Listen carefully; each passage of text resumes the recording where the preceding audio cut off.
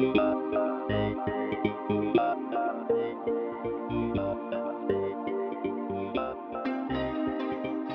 evening, everybody. Thank you to those who've been sitting waiting patiently, so I hope you find the wait is worthwhile. I'll just introduce myself. I'm Kристин Вэйзи from the University of Central Lancashire. More about that in a minute. And I have my colleague Kasia Weiss, who's sitting over there in the audience, who's also been involved in the preparation of this presentation. We were asked to talk about challenges facing the UK job market and advice to students seeking a global career. Now, neither of us are experts in careers advice, but we have looked at the situation in our own university and how our own people help our students to find jobs, and we'll try to apply that as well to the global situation. So that's what we're going to do. I hope there'll be an opportunity for some questions at the end.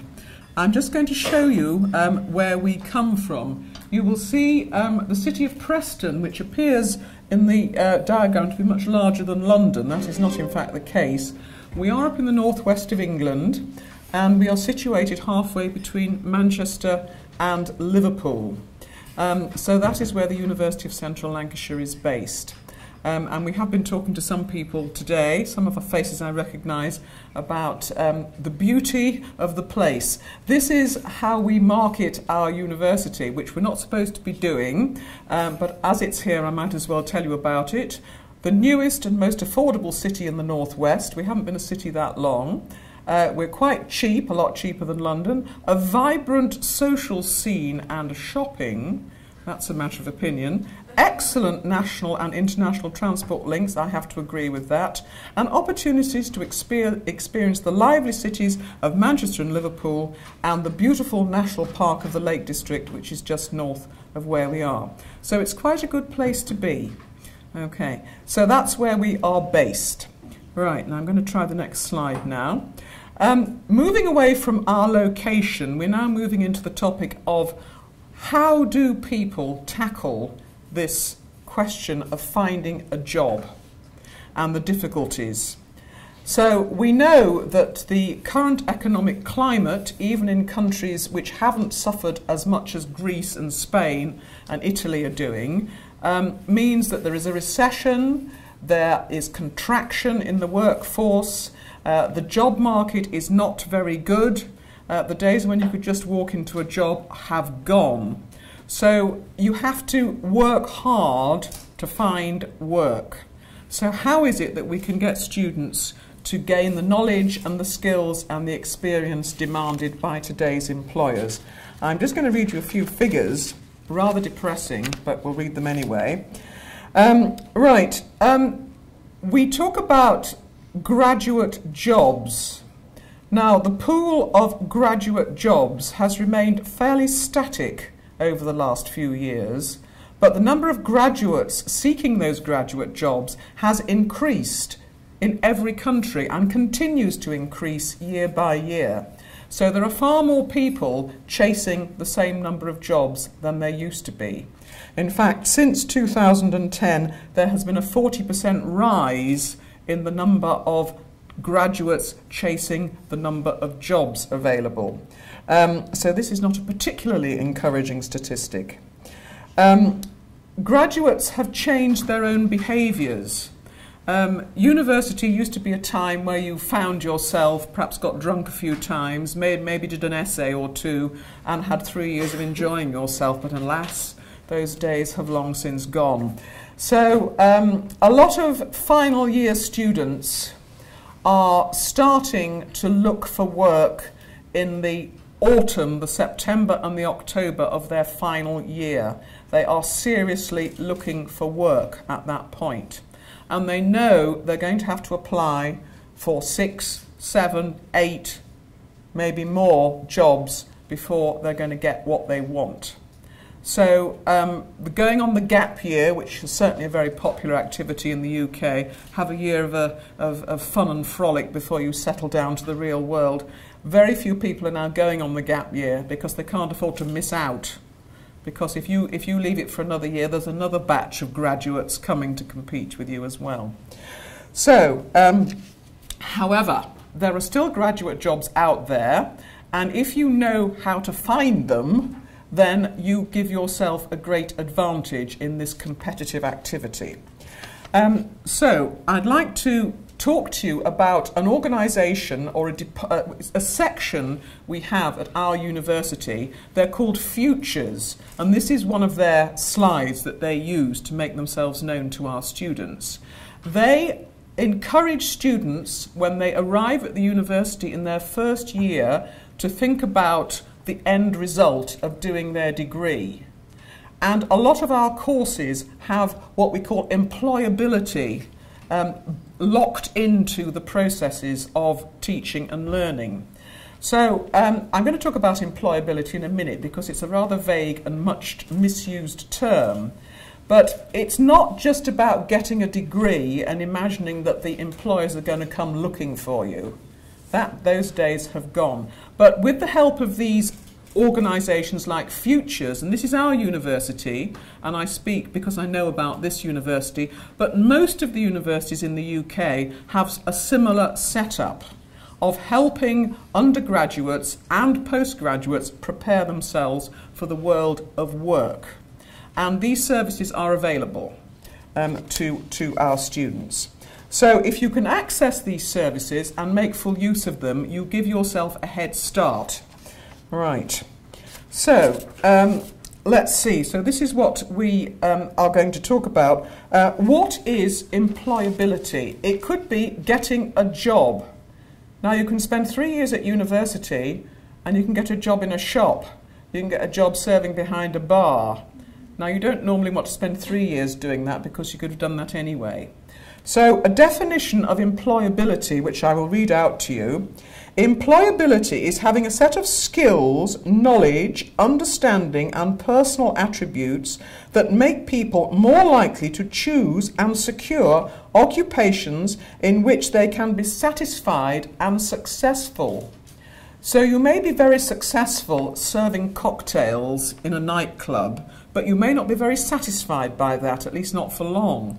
So it's a mixture of being satisfied and successful. That is the essence of a graduate job, as opposed to just earning a bit of money.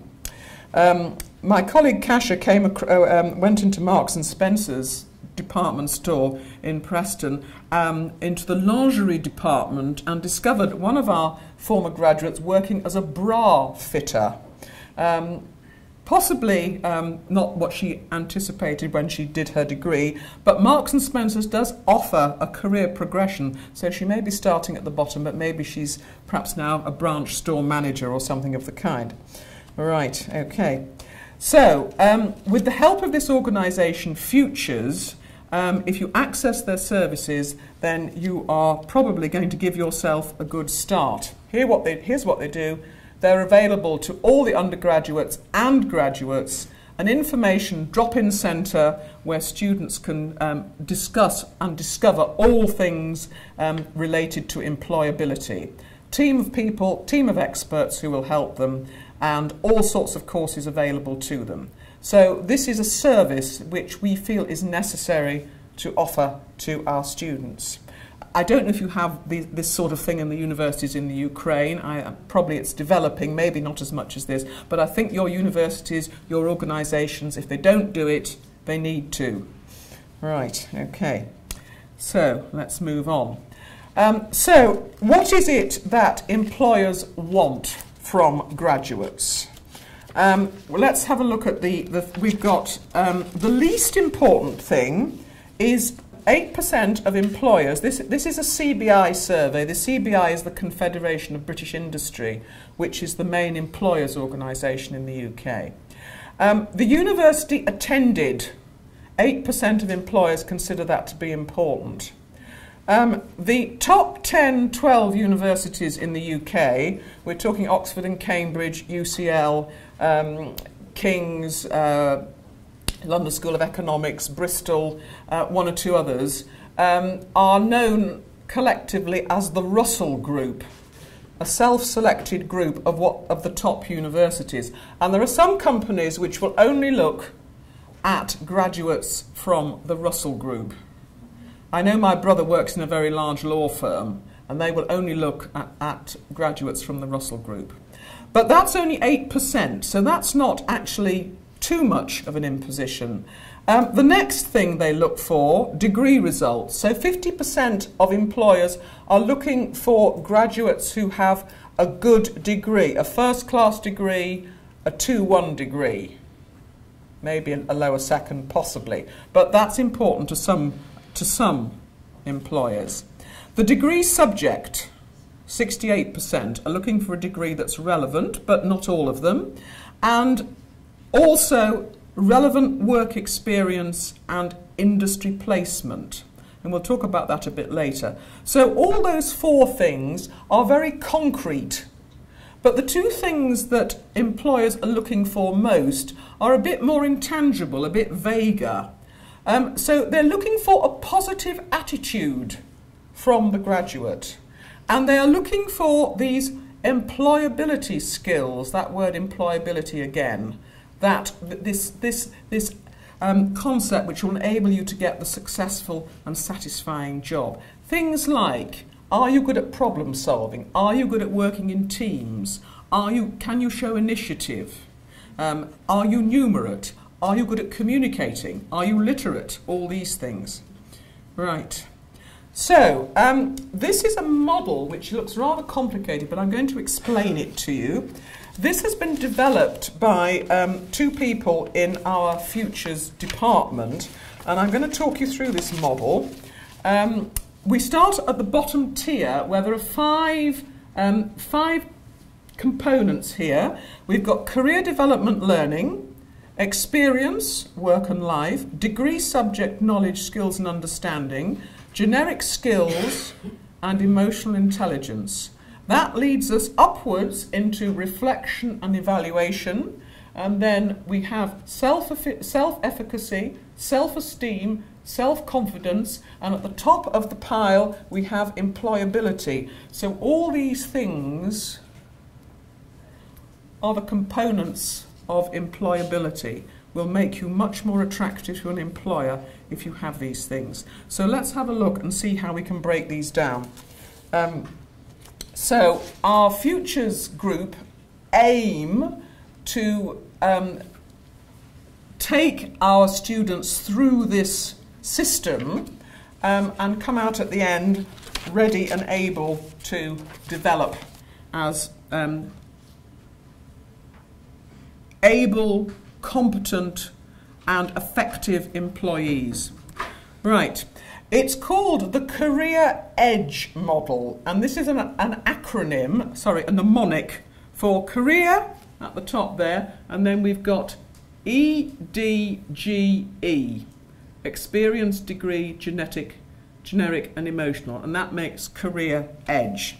So this is the model that is used. So there are the 5 components in the lower tier of that model, and if students are provided with the opportunities to access and develop everything in this lower tier, then move into the reflection part, then this will result in them able to move up into the self-efficacy, the self-confidence and the self-esteem, the crucial link to employability.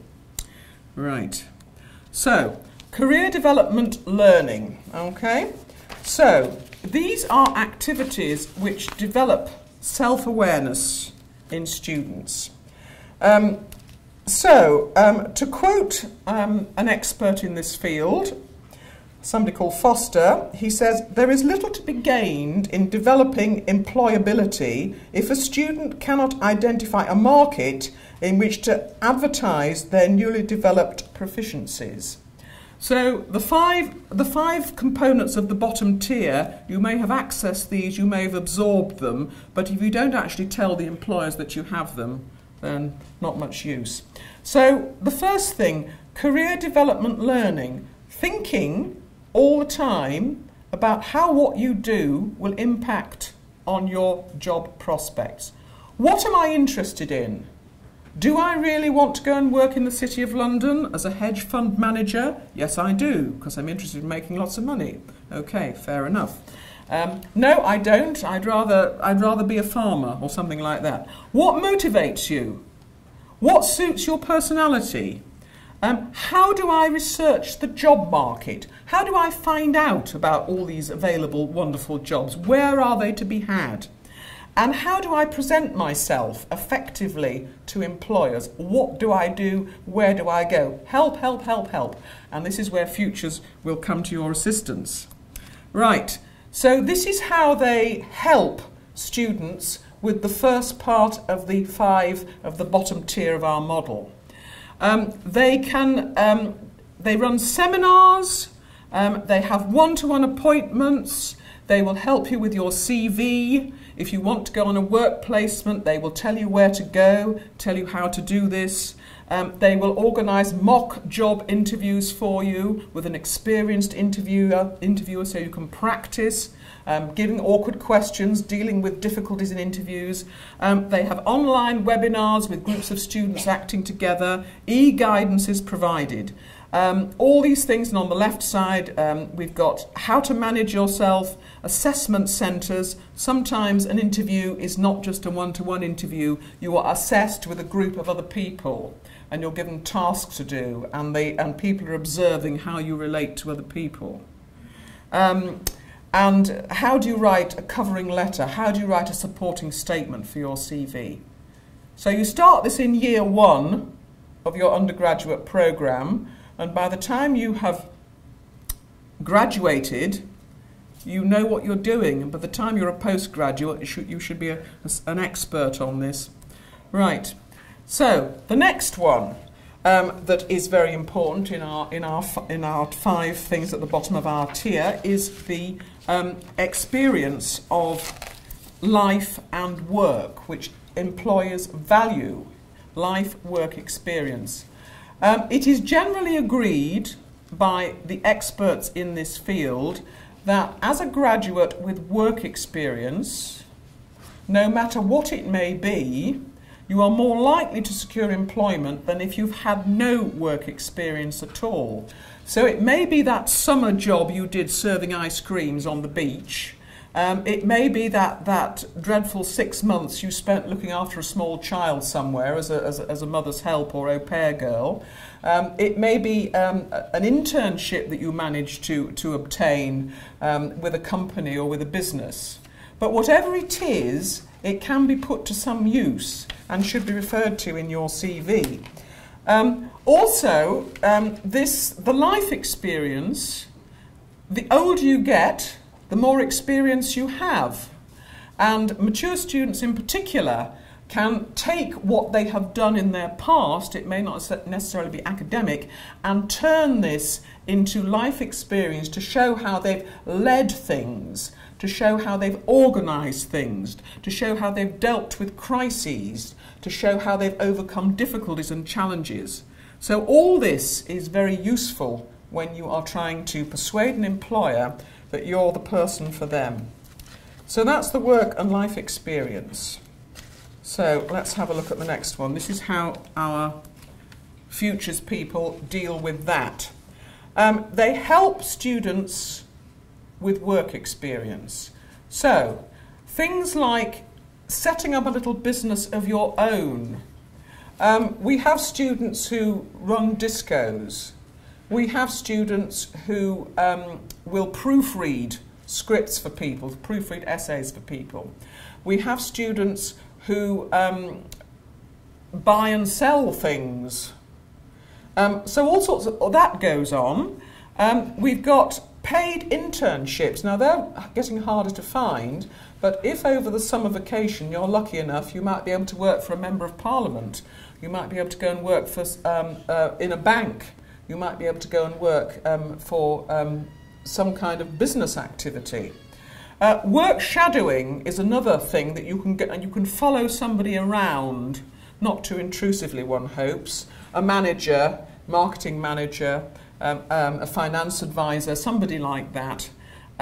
Volunteering, no money involved, but volunteering is a very good way to gain experience and to show that you've got energy and drive and motivation. So, you know, helping at a children's home, helping with a holiday scheme, volunteering, taking disabled people to the hospital, something like this. Industry placements, again, they usually have to be organised and arranged, getting more difficult to find, and student consultancies. So set up a little consultancy business. IT things a lot of students do. So if you can do this as an undergraduate, then you have given yourself a great advantage in the job market. Right. The Futures group, very, very keen to help students. If they come to them with an idea, I've got this idea for a little business I'd like to set up, they will help them. Right, now next one. Degree, subject knowledge, understanding and skills. Now, although this was valued by employers, it wasn't the main thing that they were looking for. 2/3 of graduate vacancies are open to graduates of any discipline. All right? So, a history degree does not necessarily mean you have to become a historian or a history teacher. An English literature degree doesn't mean you have to become a novelist, although that would be quite nice, or teach English in a school. You can do all sorts of other things as well. However, I think we would all like to be treated by a doctor who has done a medical degree rather than somebody who has done geography. And I think we'd all like to have a lawyer who's done a law degree. So 1/3 of the degrees are career specific. So there is plenty of opportunity for non-career-based degrees, non-vocational degree graduates to find employment. How do employees, so this is the importance of the degree classification. Hundreds and hundreds of application forms come into companies and businesses. How do they judge you? They don't know anything about you, who you are. The only thing they know for certain is that you've got a first-class degree or that you've got an upper second degree. So quite often they will select that as something to pin their selection procedures on. Okay, but no matter how much you may know about history or English literature, that is not going to be sufficient to get you a job. You have to do a little bit more than that. So subject knowledge alone is not enough. Right.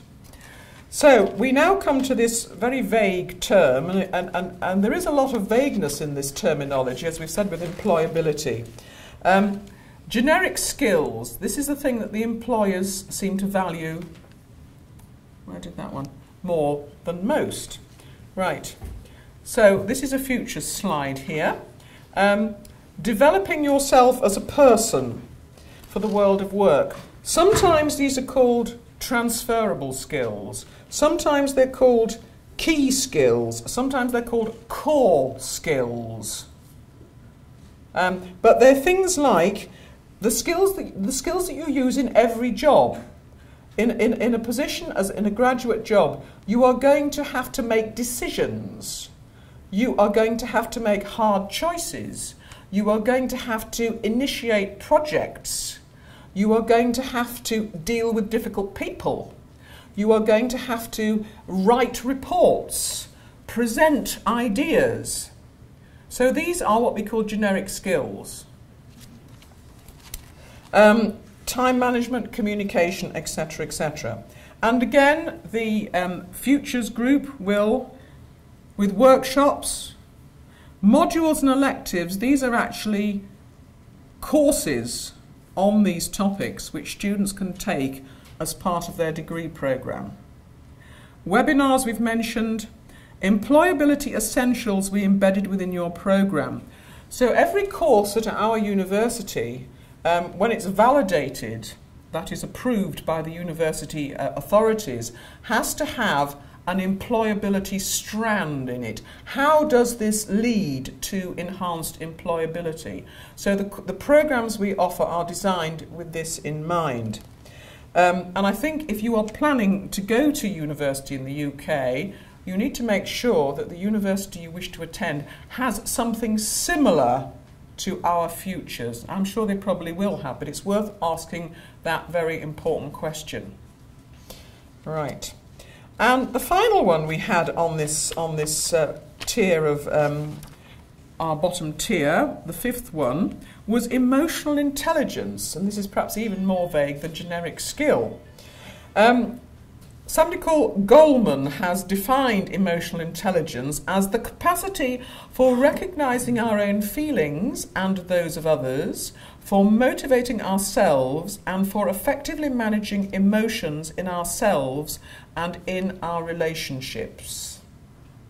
So basically, we're talking about personality or character, as it used to be called. What sort of person you are, and in a way you are born with your personality. It's partly genetic, it's partly upbringing, nature and nurture. But you can become aware of your strengths and weaknesses, that you know you keep calm in a crisis. You know you get very nervous about things. You know you get very irritated with people. So once you're aware of your own emotional makeup, you can work on it to enhance it or to modify it in some way. A lot of people are very unaware of their emotional makeup. And perhaps, in some senses, I think if we're talking about people who are geniuses, they are very odd people indeed, but they're different from the rest of us. If you're Albert Einstein, it doesn't matter if you go to work in your bedroom slippers and wear your pyjamas all day long, but for the rest of us it probably does. Okay. He was quite unaware of his what was going on around him, but it didn't matter because he was so very clever. Okay. Right. So back to the model again. So we've gone through the bottom tier. We've had courses, we've had training, we've raised our awareness of the career development learning, the life experience, the work experience, the degree subject knowledge, the generic skills, and the emotional intelligence. And so what we need to do now is to, having got through all this, we need to reflect on what we're doing, okay? So students have been provided by our futures team with the opportunities to gain the skills and knowledge and understanding and attributes and opportunities to reflect on and evaluate their learning experiences. How far have I come with my generic skills? How far have I developed my work placement? I haven't done one yet, I must do one, okay? And to think how you need to develop yourself further. What are my strengths? What are my weaknesses? What do I need to focus on? What do I need to change? Where do I need to improve? Right. So some people like to develop what we call a personal development portfolio, which can be as anally retentive as writing down everything you do and say and examining it very closely. Or it can be developing an awareness of where you want to be, how you need to get there, consciously thinking about it. So once you've gone through this reflection evaluation process, no matter how deeply or how intensely you do it, or at least do it, then you get to near to the top of our model, where we have these three S's: self-efficacy, self-esteem, and self-confidence. Now, what you also need to be in this situation is a bit realistic as well. There's no point in going through this process and thinking, I can do everything.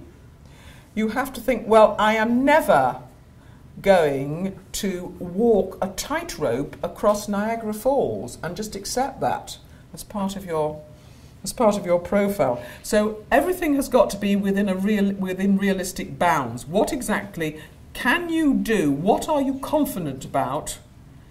What do you feel you are able to do and to contribute? Right.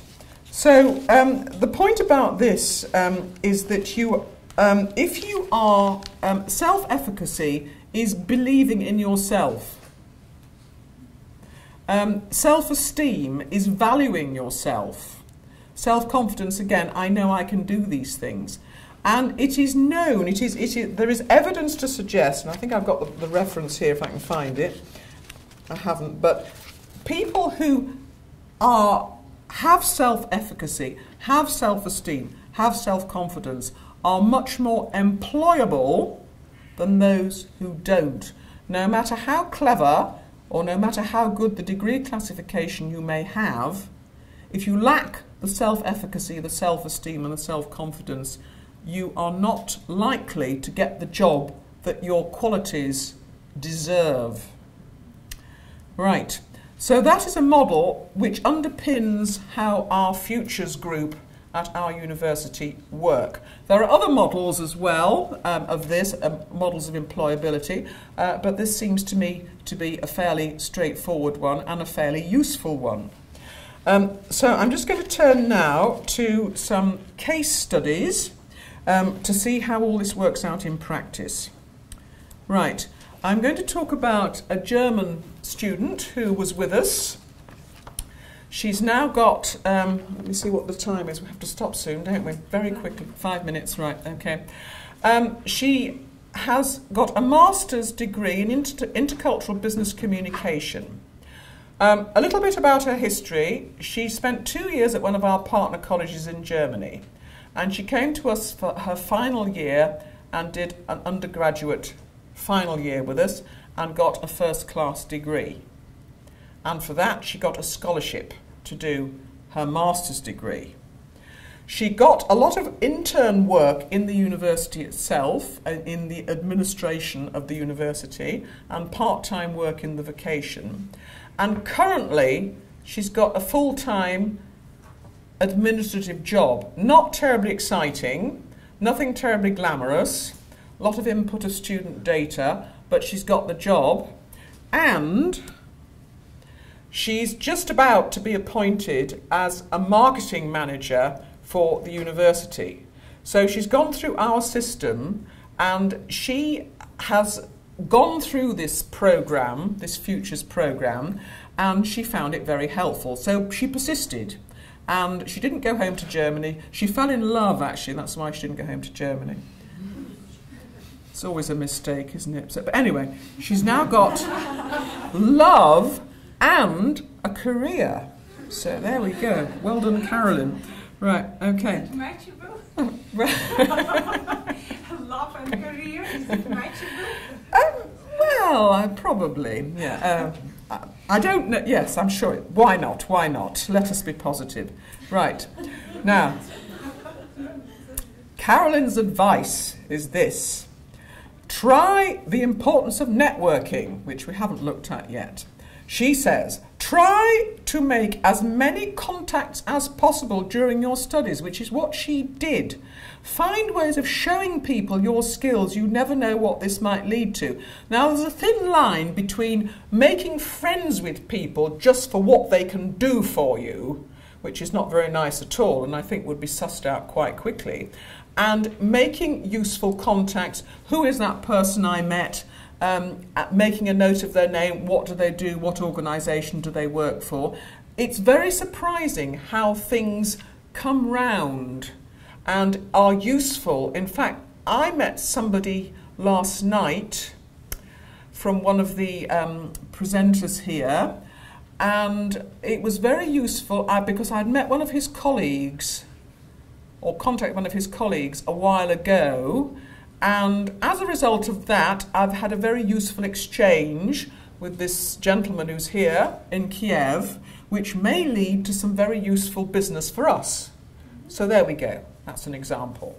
But Carolyn used her contacts, made herself useful, made it clear that she was a competent person, and as a result, she's got the job. So the networking thing is absolutely crucial.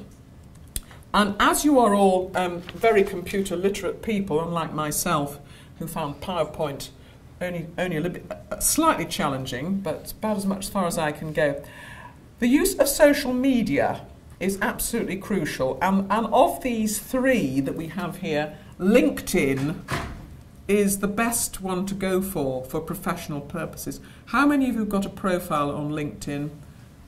Quite a few of you, right. If you haven't, log on to it, find out what's on there, and present your profile. Put yourself on there, right?